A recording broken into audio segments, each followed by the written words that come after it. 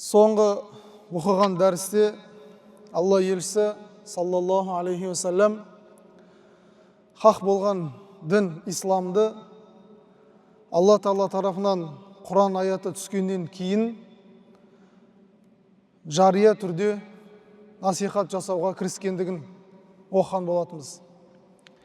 3 жыл дін ислам жасырын түрде белгілі адамдардың арасында Мұхаммед пайғамбарымыздың таныстарының ішінде насихатталып келіп, «Фасда бима ту'мар ва а'рид анил мушрикин». Сен өзіңе бұйырылғандарды орында, қарсы келген мүшриктерден бет бұр деген аят түскеннен кейін, пайғамбар Қағбаның жанындағы Софа деп аталатын жотаның үстіне тұрып, бүкіл Мекке халқын жинап, өзінің ескертуші ретінде жіберілген пайғамбар екендігін айтқаннан кейін, алғашқылардан болып Абу Лахаб көкесі «Таббаллак» деп пайғамбарымызға қарғыс сөз айтқан болатын. Артынша Мәсәд сүресі түсіп, Абу Лахабты сөгіс аяттарменен орны тозақ екендігін айтты. Бірнеше уақыттардан кейін және пайғамбарымызға «Ва анзир аширатакал ақрабин». Сен өзіңнің ең жақын туыстарыңа ескерту жаса деген аят түсті. Пайғамбарымыз өзінің туғандарына, туысқандарына, отбасы, ошаққасы, бауырларына бұл хақ дін исламды жаюда. Міне осыдан кейін пайғамбарымыз ашық түрде исламды насихаттаған кезде өздерінің бұрынғы ата бабаларынан қалған бұрыс жолды дұрыс деп есептеген меккеліктер өздерінің ұстанымдарына өте қатты тұрып, сол бұрыннан ешқандай пайда бере алмайтын, ешқандай зиян бере алмайтын пұттар мен санамдарға құлшылық жасау жолын табандарын тіреп қатты тұрды. Пайғамбарымызға олар сөйтіп күннен күнге ашық түрде қарсылықтарын көрсете бастады. Анықтап айтқанда, дін исламға ергендердің көпшілігі ол кезде кедей, пақыр, міскін құлдардың саны өте көп болды. Сөйтіп сол Меккедегі үлкен бай, шонжар, діннен алыс болған, пайғамбарға ашық дұшпан болғандар сол өздерінен төмендерді езіп, жаншылап, күн бермей, күннен күнге оларды дін исламға кіргізуден тыйып отырды. Бірақ шын мәнінде Мұхаммед пайғамбарға ілескен, жүрегіне хидаят барған әрбір жан қаншама езгіге душар болса да, қаншама зиян іс-әрекеттермен бетпе-бет келген жағдайда, олар бұл діннен бет бұрған жоқ. Атап айтқанда, тіпті пайғамбарымыздың өзіне де бұлар ашық түрде жаңағы дұшпандықтарын жасады. Біз білеміз, көкесі Абу Талибқа келіп, «Ей, Абу Талиб, мынау көкеңнің, бауырыңның баласын тоқтатқын, біз оған бір зияндарды жасаймыз» деген секілді жаңағы ұсыныстарды айтқан болады. Бірақ пайғамбарымыз мен алған бетімнен қайтпаймын деген сөздермен тұрды. Біз оның мәнісін, мағынасын өткен дәрістерде түсіндірген болатынбыз. Ал енді бүгінгі тақырып, сол кешегі тақырыптың жалғасы әл-иза деп аталады. Жапа шегу мұсылмандардың. Бір зияндарды меккелік мүшриктерден қабылдау, шарасыздық тақырыптарын біз оқитын боламыз. Өйткені күн сайын пайғамбарымыз ашық түрде Қағбаның жанында, Меккенің көшелерінде жолыққан әрбір адамға өзінің соңғы Мұхаммед пайғамбар екендігін және болашақтағы болатын қиыншылық, тозақ азаптарына түсіп қалудан оларға ескерту жасаулығын тоқтатқан жоқ. Және сонымен қоса, күннен күнге пайғамбарымызда насихатын күшейткен сайын, мана жақтағы меккелік мүшриктер де пайғамбарымызға зиянын тоқтатқан жоқ. Шамасы келгенше олар да тосқауыл жасауға тырысты. Өйткені жалған сенім ата бабасынан келе жатқан жолда біз тұрамыз деп айтты да. Өйткені Құранда айтты ғой, келіңдер, бір Аллаға сыйынып, соңғы Алланың елшісі Мұхаммедке ілесейік, соның жанына жиналайық деген кезде олар жоқ, әсте олай жасамаймыз, біз бұрыннан ата бабаларымыздан тапқан нәрсенің жолында бекем тұрамыз деген сөздерді айтты Құранда, аятта. Және Алла айтты, олар сонда білмейді ма, ата бабалары адасқан теріс жолда жүргендерін ойланбай ма деп ақыл жүгіртуге аят түсіріп отырды. Олар күннен күнге пайғамбарымызбен жолыққан сайын неше түрлі құйтыртқы іс-әрекеттерін жасауын тоқтатқан жоқ. Атап айтқанда соның бірнешеуіне назар салып оқып қарайтын болсақ, Абдулла ибн Амр ибн Ал-Ас радиаллаху анху риуаят еткізген хадисте мына бір оқиғаны баяндайды. Алла елшісі пайғамбар саллаллаху алейхи вассалам Қағбаның жанында Хиджрул Исмаил деген жерде намаз оқып жатқан кезде сол өзінің ата баба нысының қалған дұрыс емес жолында өте қатты берік ұстанған, пайғамбарымызға өте көп зиян берген, пайғамбарымызға ашық дұшпан болған Уқба ибн Аби Муайт деген мүшрік сол пайғамбарымыздың намаз оқып жатқан сәтін ұтымды пайдаланып, Алла елшісі саллаллаху алейхи уассаламның жанына келіп, үстіндегі киімінің мойнына орап, қылқындырып, Алла елшісін сондай бір дуалға тақап, Алла елшісіне бір зияндығын беріп жатады. Қинап жатады пайғамбарымызды. Кенеттен сол оқиғада көрген Абу Бәкір Сыддық радиаллаху анху келіп, араша түсіп, Уқба ибн Аби Муайттың екі желкесін жұлқып итеріп жіберіп, ортаға түсіп былай деп айтады: Атақтулуна раджулан ан яқула рабби Алла. Сен әрбір Раббым Алла деген адамды осылай қинап, жаншып, оны езе бересің ба деп жаңағы кісіні итеріп жіберіп, Алла елшісінің ортасына не істейді? Араша түседі. Бұл имам Бұхаридің хадистер жинағында сенімді жолмен біздерге келіп жеткен екен. Және имам Бұхаридің риуаятында Абдулла ибн Умар, Алла оған разы болсын, сахаба риуаят жеткізеді. Ол жерде де тура осы кісі, жаңағы Уқба ибн Аби Муайт деген кісі, және пайғамбарымыз Құрайштардың алдында Қағбаның жанында намаз оқып, сәжде жасап жатқан сәтінде құрбандыққа шалынған малдың ішегін, жаңағы нәжіс заттарын көтеріп алып келіп, Алла елшісінің арқасына келіп тастайды. Алла елшісі басын көтере алмай қалады. Сөйтіп кенеттен пайғамбарымыздың жанына сүйікті қызы Фатима, Алла оған разы болсын, қызы келіп, жаңағы пайғамбарымыздың әкесінің үстіндегі нәжісті алып лақтырған адамның үстіне қарай лақтырып жібереді алып. Әкесіне жаңағы өзінің қызы ғой, енді әкеге деген мейірбан, арада махаббат бар. Міне осыны жасайды. Міне тура осы секілді пайғамбарымыз саллаллаху алейхи вассалам олардың жасап жатқан әрбір іс-әрекеттеріне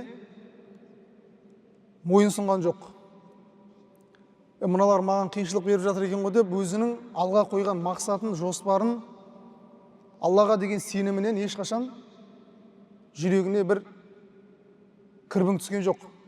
Пайғамбарымызға міне осы бір оқиғалардан біз өзімізге көп үлгі өнеге ала аламыз. Тіпті пайғамбарымыз олардың істеп жатқан бірде-бір іс-әрекеттеріне қарсы бір жауап та берген жоқ. Әрине бұл олар үшін өте қатты ауыр тиіп отырды. Бүгін таңда да бір кісіге сіз қарамай, ол сізге қанша жаман сөздер айта берсе де, оларға бет тұрмай, өзіңіздің алған бетіңізден қайтпай жүре берсеңіз, үсті-үстіне оларға нәпсілерін ауыр келе береді. Пайғамбарымыз оларға бет бұрып, отырып, жаңағыдай қырылысып, жанжалдасып, ондай іс-әрекеттердің біреуінде жасаған жоқ. Тура сол секілді имам Табараниден, Ибн Исхақтан бір риуаят оқиға келіп жетеді. Алла елшісі күндердің күнінде Мекке көшелерінің бірінде өтіп бара жатқан кезде, сол меккелік мүшриктер Алла елшісі саллаллаху алейхи уассаламды көшеде көрген кезде жерден топырақ алып, неше түрлі мұсырларды пайғамбарымыздың басына, үстіне қарай шашып, пайғамбарымызды жаңағыдай қиын сәттерге душар етіп қояды. Алла елшісі сол үстіндегі жаңағы кісілердің, балалардың, адамдардың үстіне лақтырған топырақтарына, мұсырларына еш мән бермей үйіне келеді. Үйіне келген кезде әкесінің ұсқынсыз үстіндегі топырақ, мұсырлардың жамандықтан көрген қыздардың біреуі тұрып, әкесінің үстін жуып тазалай бастайды дағыны, көзіне жас алып жылайды. Өйткені күннен күнге бұл жапа шегу тоқтамай бара жатыр. Ал үйдегі отбасы, ошақ қасындағы жұбайы, қызы бұның барлығын куәсі болып отыр. Ал міне көшеден жай ғана өтіп бара жатқан кісінің өзіне топырақ шашу, ал енді бұл пайғамбарымыздың қыздарына ауыр тиді. Көздеріне жас алып, жылап жатып, үстін тазалап жатқан кезде әкесі, яғни пайғамбарымыздың айтқан сөзін қарасаңызшы. Я бунайя ла табки. Ей қызым, жылама. Жасыңды сүрт. Жасқа ерік берме. Фа инна Аллаха маниун абака. Анығында жаратқан Алла тағала сенің әкеңді өзі қорғайды. Әкеңді Алла тағала өзі сақтайды. Бұл істің бір аяқталу сәті болады. Әрбір болып жатқан оқиға ол нәтижесіз жай қалады деп ойлама. Бұның бір несі болады? Аяқталу сәті болады деді. Сол секілді пайғамбарымыздың жанына ілескен, ізгілікте пайғамбарымызға жәрдем болған, үзеңгілес, иманда, исламда озат болған сахабаларға да сол Меккенің үлкен мүшриктері зиян беруін, пайғамбармен қатар оларға да зиян беріп отырды. Кейбіреулерін көзін соқыр етіп жатыр, ойып алып. Біреулерін тіпті сол жерден азаптан шыдай алмай, кейбіреулері сол алған бетінен қайтпай дін исламда шахид болып кетіп жатты. Хаббаб ибн әл-Арат деген сахаба болған, темір ұстасы болған, темір балқытумен айналысатын болған. Сол Меккедегі мүшриктердің, яғни басшылардың, ханшайымдардың қыздары, ханшайымдар келіп, сол балқытып жатқан темірдің кейбір ыстық жерлерін Хаббаб ибн әл-Араттың үстіне, арқасына келіп басады екен. Темір ұстасы болған екен, осы арқылы оған зиян береді, азап береді, жапа шектіреді. Міне бұның бәріне шыдайды. Бірақ бір күні қиналғаннан, көңілі нәзік қой, пайғамбар саллаллаху алейхи уассаламның құзырына келеді.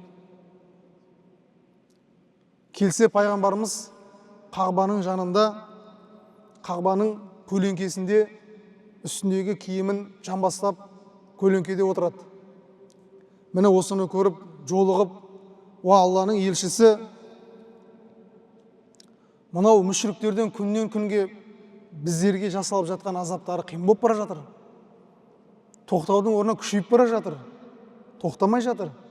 Уа Алланың елшісі, әлә тәдуаллаха ләна, сіз біз үшін, біздің пайдамыз үшін, олардың зияны үшін жаратқан Аллаға бір дұға жасамайсыз ба? Біз осылай сонда не? Көпшіліктің алдында күлкі болып, мазақ болып, зиянды көре береміз бе?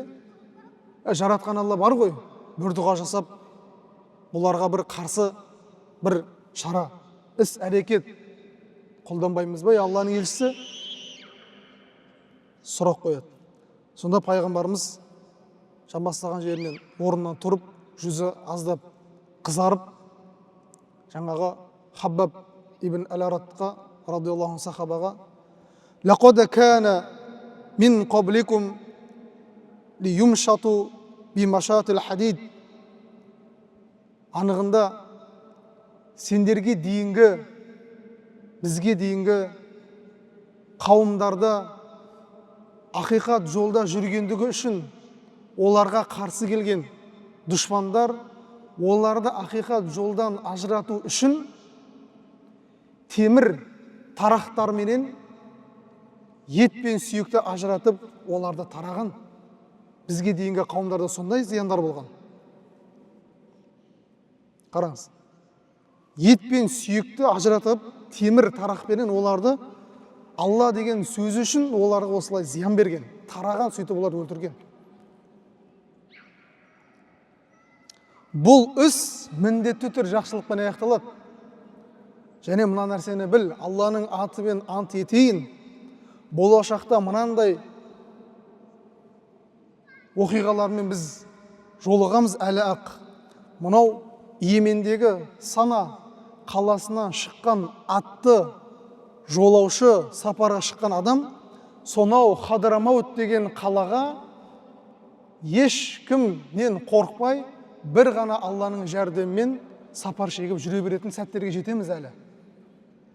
Тек қана ол Алладан ғана қорыққан халде ғана жүретін, біреу маған тисе ме екен, біреу мені өлтіріп кете ме екен деген ой мүлдем жоқ.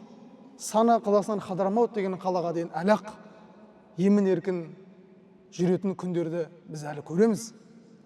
Мынау сендерге келіп жатқан Алла жолындағы ислами қоғам, дін, исламды жаю барысындағы көріп жатқан мынау жапаларын, зияндарын, ол бұрынғыларға қарағанда әлде қайда. Бұл жеңіл. Сондықтан бұл нәрсенің соңын күтейік. Алладан біз үшін бір істің аяқталу сәтін күтейік деп оларға осындай сабыр, жігер беру, қолдау, қорғау сөздерін айтып шығарып салады. Тіпті екінші бір риуаяттарда айтады, қой қасқырдан қорықпай жүре беретін сәттерге жетеміз деген ауыспалы мағынадағы сөздерді айтқан. Бұл деген сөз Алла елшісі саллаллаху алейхи уассаламның алға қойған мақсатындағы жолдағы қосылған кез келген зияндар, сынақтарға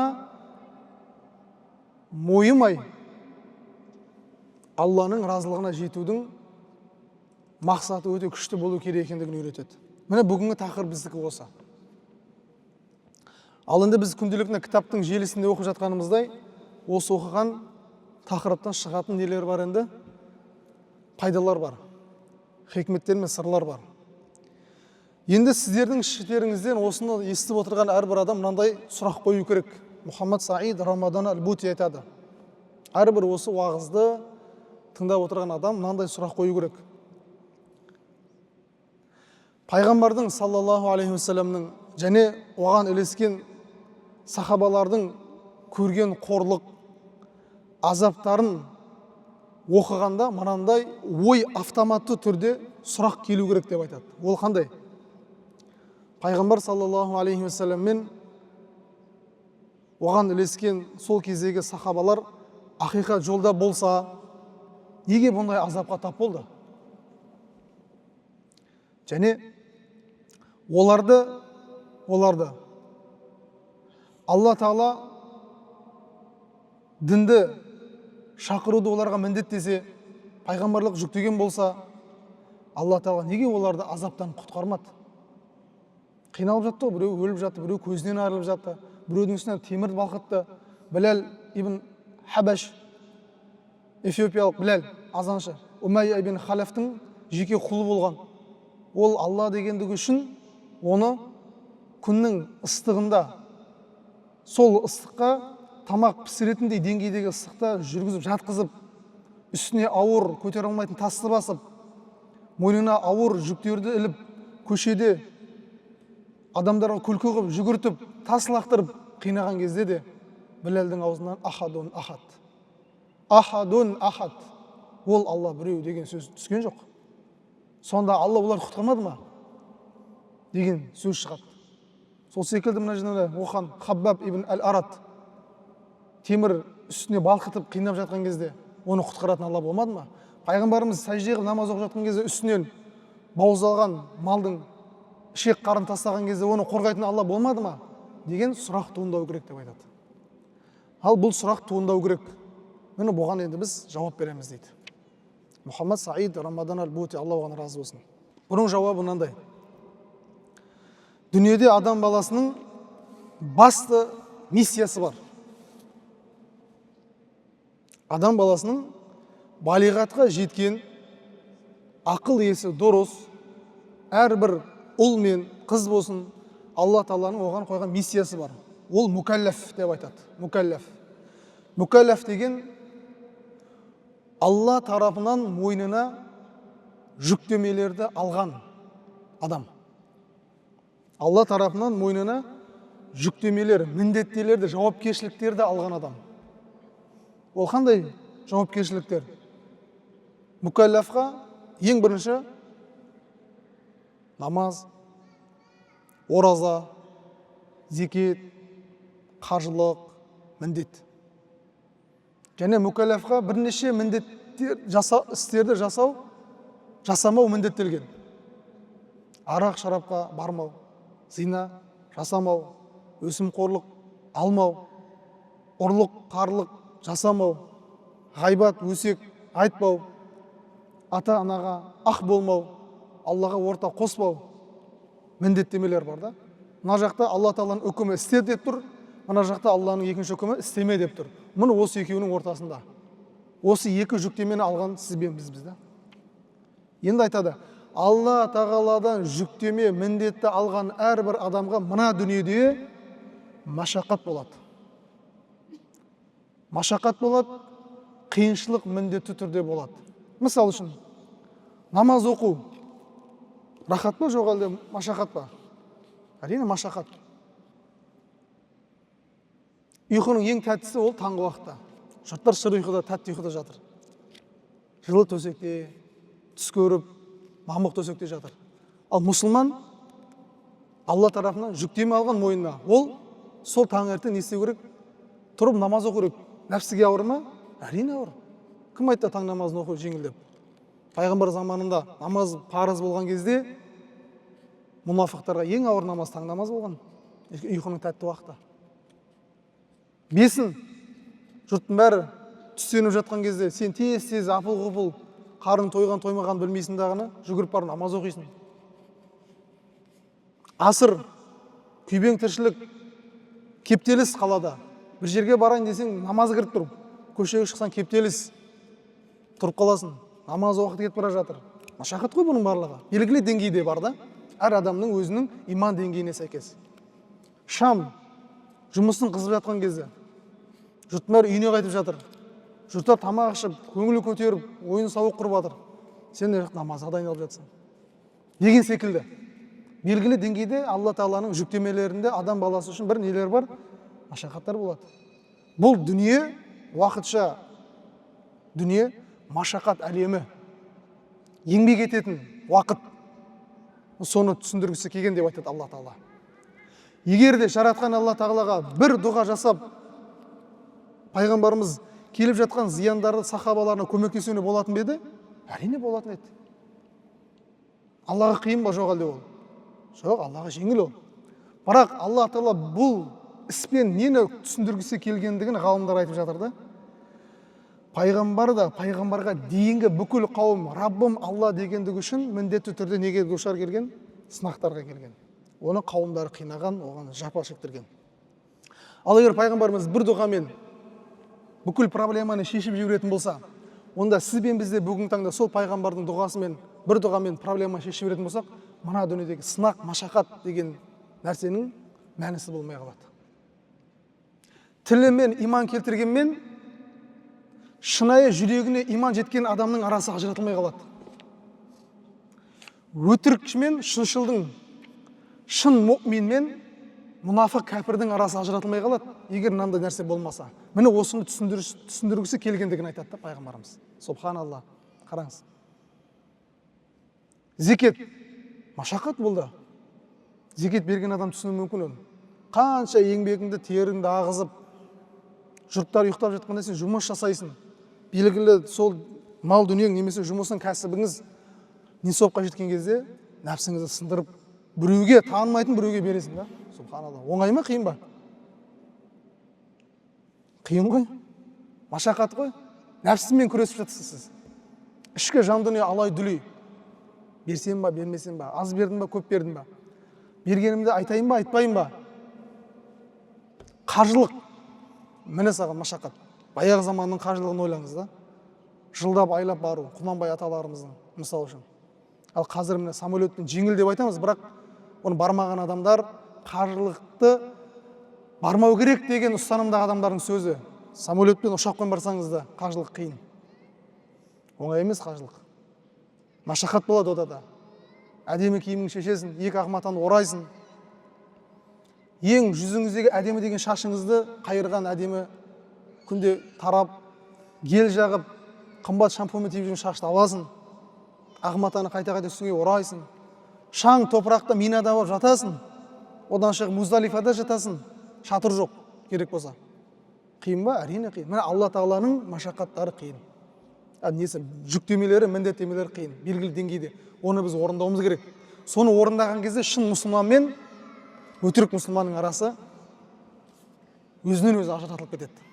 Ол сұрамасаңыз да, іздемесеңіз де өзі ашылады. Міне мұсылмандарға ең алғашқы кезде және пайғамбарымызға келген жапаның сабыр сақтаудың соңындағы шыққан нәтиже осы.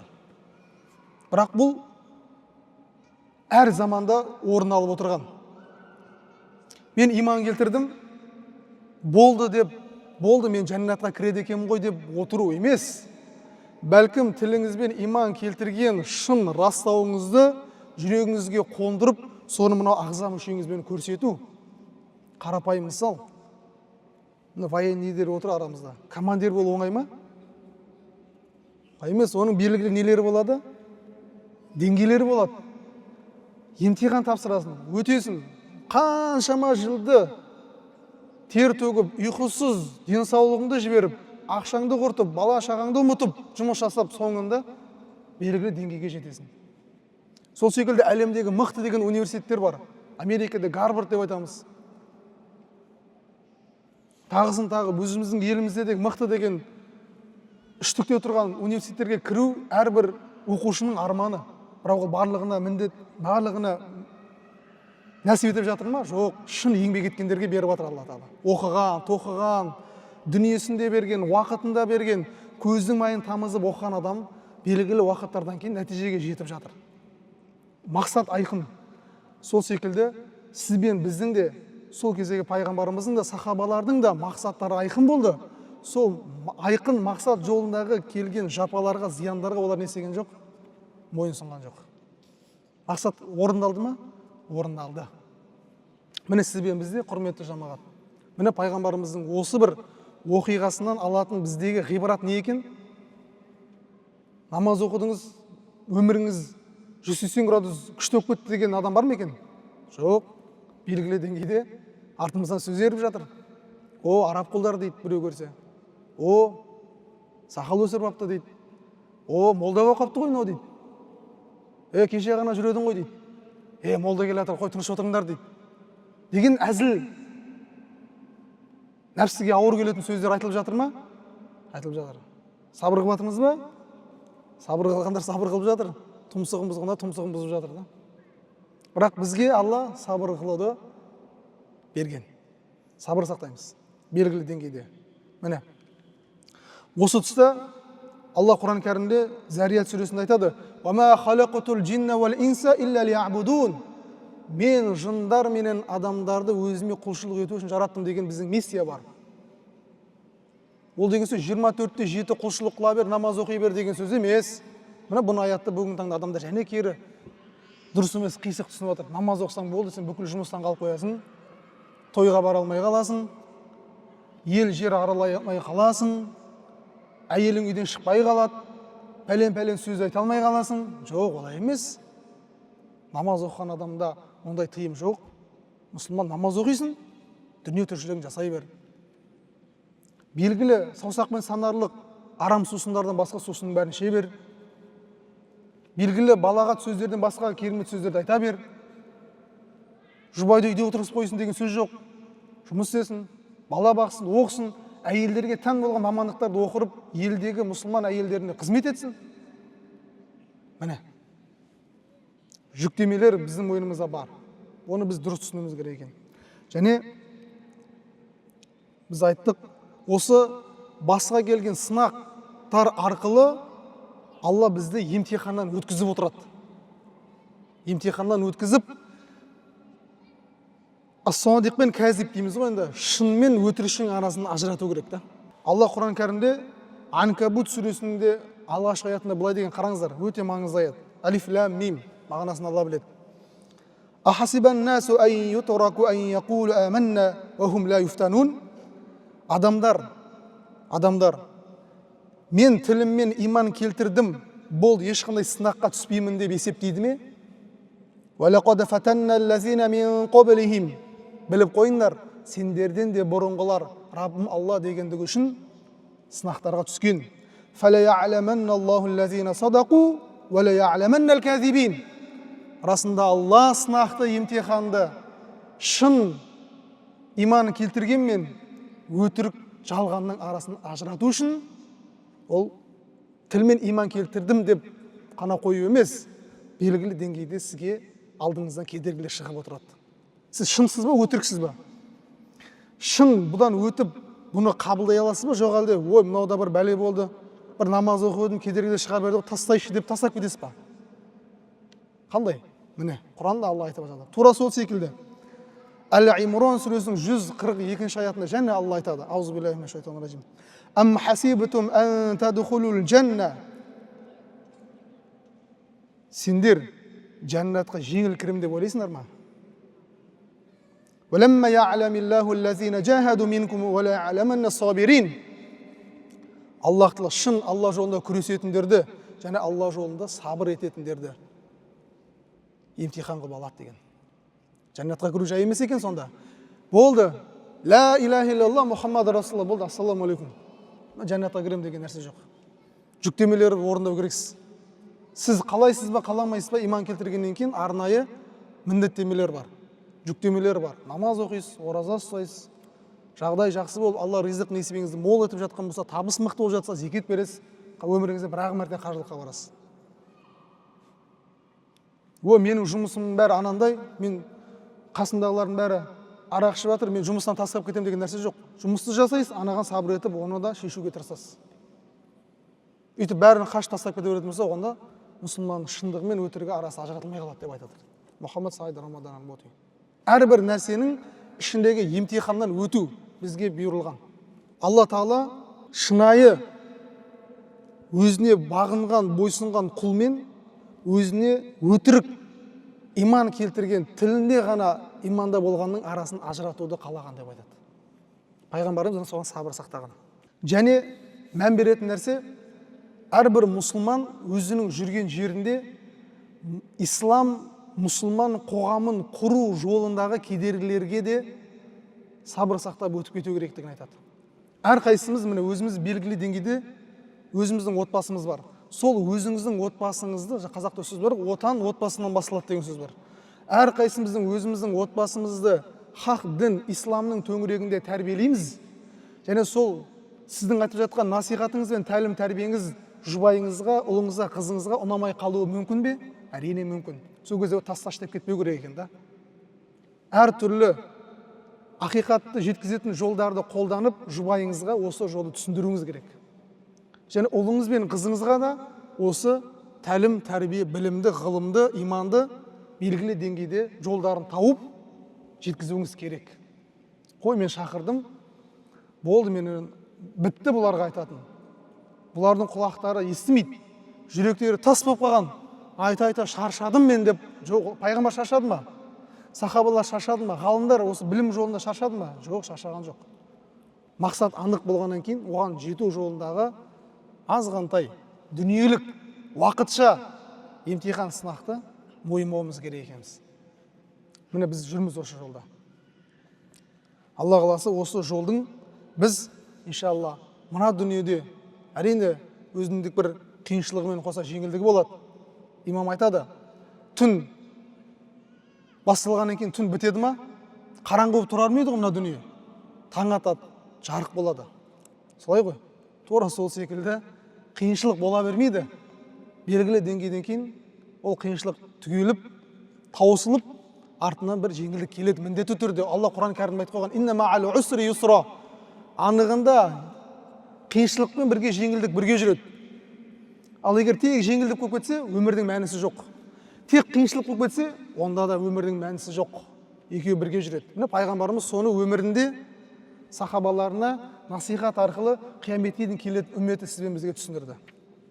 Енді қараңыз, Құранда Аллах Тағала ашық, анық аятта бұрынғы өткен қауымдардың оқиғаларын қияметке дейін Құранда оқылатын етіп қойды, ғибрат ретінде. Бұл Бақара сүресінің 214 аятында Алла былай дейді, қараңыздар. Әм хасибатум ән тадхулул жанна. Сендер жәннатқа жеңіл кірем деп ойлайсыңдар ма? Валамма яатикум масалул лазина халау мин қабликум. Сендерден де бұрынғы қауымдарға осы бір мысал, сендердегі болып жатқан қиыншылық мысалдар. Массатхумул бәсау вад-дарра. Қиыншылық, жапа, машақат олардың да басына келген. Сендерге келген секілді, сендерден бұрынғыларға келген, және бұрынғыларға ауыррақ болып келген, сендерге қарағанда. وَزُلْزِلُوا حَتَّى يَقُولَ الرَّسُولُ وَالَّذِينَ آمَنُوا مَعَهُ مَتَى نَصْرُ اللَّهِ. Сонда иман келтіргендер өздеріне жіберілген пайғамбарларға келіп, жаңағы емтихан, бәлекет, сынақтан шаршап не деген? Қашан бізге Алланың жеңісі келеді деген. Қашан жеңіс келеді бізге? Қашанғы біз осылай жапа шеге береміз? Мына азаптан қашан көзіміз ашылады? Деген. Алла не дейді? Әла инна насраллахи қариб. Анығында Алланың сендерге келетін жеңісі өте жақын қалды деп айтады. Міне осы сөз әр қайсымыздың негізгі өмірдегі ұстанымыз болу керек. Қазір еш өмірде қиындықсыз адам жоқ. Барлығының өзінің деңгейінде отбасында қиыншылық бар. Жұмыс, шаруа, мақсат орындалмай жатыр. Жұмыс жасап жатырмыз, ақша тауып жатырмыз.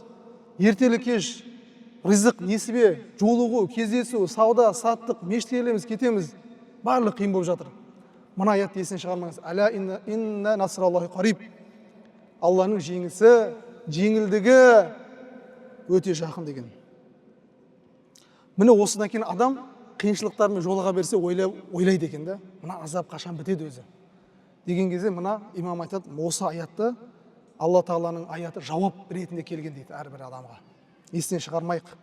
Алла Тағаланың осы бір дүниедегі дін, хақ жолдағы кедергілеріне біз мойымай, дұрыс қабылдап өтіп кетуіміз керек екен.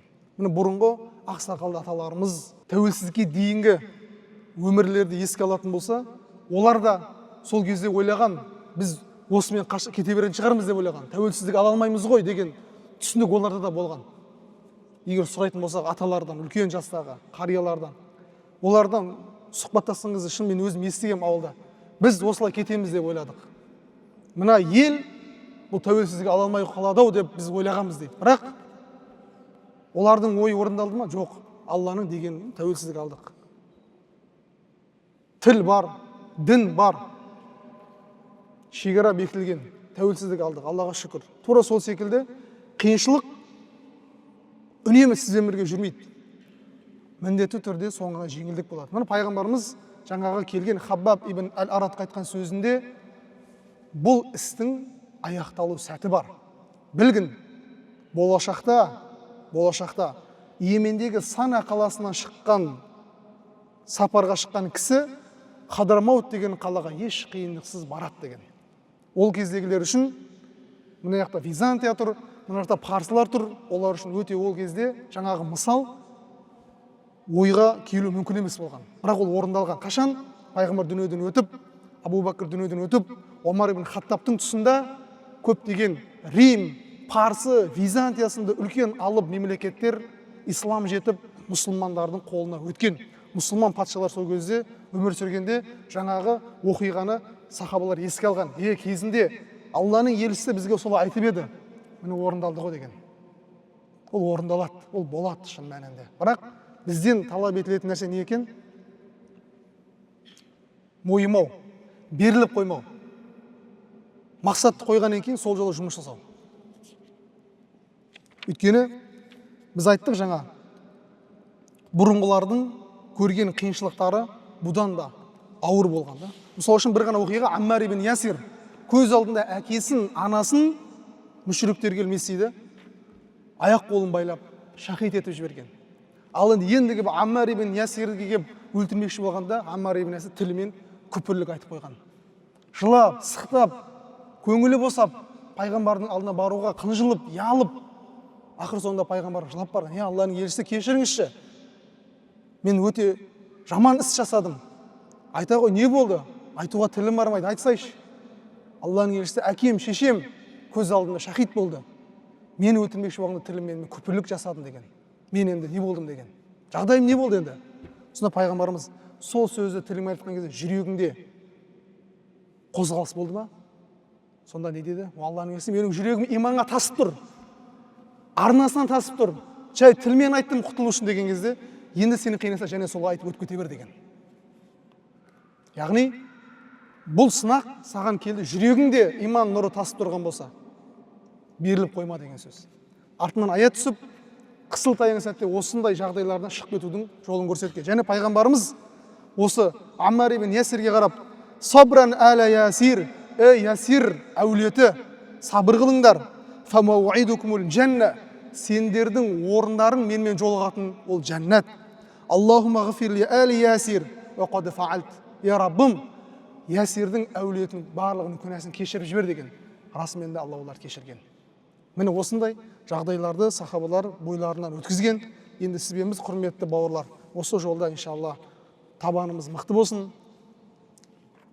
Берік иман, мықты сенім, шайқалмайтын Құдайға деген мықты махаббат, пайғамбар елшісіне деген жоғарғы деңгейдегі иманды біз Алладан сұрауымыз керек екен. Күнделік намаздағы ихдина сиротал мустақимнің мәнісін тек тілде ғана емес, іс әрекет, мақсат, ниетімізбен де орындауымыз керек екен иншалла. Келесі біздің дәрісіміз, Алла бұйырса, дүйсенбі күні Алла елшісімен меккелік мүшриктердің арадағы саяси келісімі, соны оқитын боламыз. Ва ахиру дағуана анилхамдулиллахи раббил аламин. Жаратқан Алла алған білімімізді пайдалы ет, сүйікті болған Мұхаммед пайғамбарға толық ілесуді нәсіп ет, қияметте пайғамбар шапағатын нәсіп ет, пайғамбар өмірін түсіндіру барысындағы жіберген қателіктерімізді кешіре көр. Әр қайсымыздың шаңырағымызға Мұхаммед пайғамбарымыздың өмірін оқып, үлгі тұтатындай өмір кешуімізді нәсіп еткейсің. Я рахматика я архамар рахимин. Амин. Аллах.